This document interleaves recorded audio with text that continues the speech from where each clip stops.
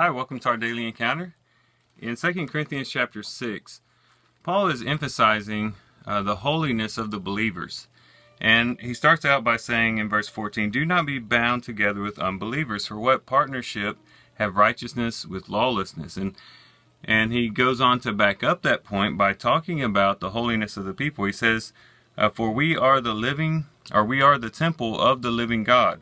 Just as God said, I will dwell in them and walk among them, and I will be their God, and they shall be my people. Therefore come out from the midst and be separate, says the Lord. And do not touch what is unclean, and I will welcome you, and I will be a father to you, and you shall be sons and daughters to me, says the Lord Almighty." And this is definitely true. You think about the temple in Jerusalem, the temple that Israel came to offer up their sacrifices, a place where they went to meet with the Lord. That was a very holy place. And what was it that made it holy? It was the presence of God. It wasn't the beauty of the place. It wasn't the gold in the temple. It wasn't the great water basin in the front, the laver, or anything else in the temple that made it holy. It was God's presence. And that's what separated it from any other building in the world. Well, now God's dwelling place is not in a physical temple such as that, but in the believers. It says that he will dwell in them and walk around them and be in the midst of them.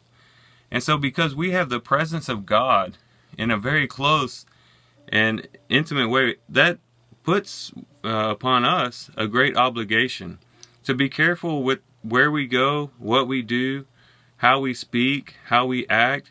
We don't want to bring the Lord into contact with anything that's unholy. That would be a great disgrace to him.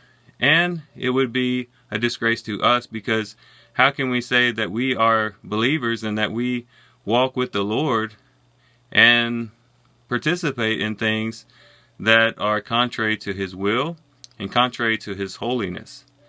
And so we need to have that etched into our minds, that we are a holy people, not because we're anything great, not because we're good looking or because we have charm or talent or anything like that. It has nothing to do with us.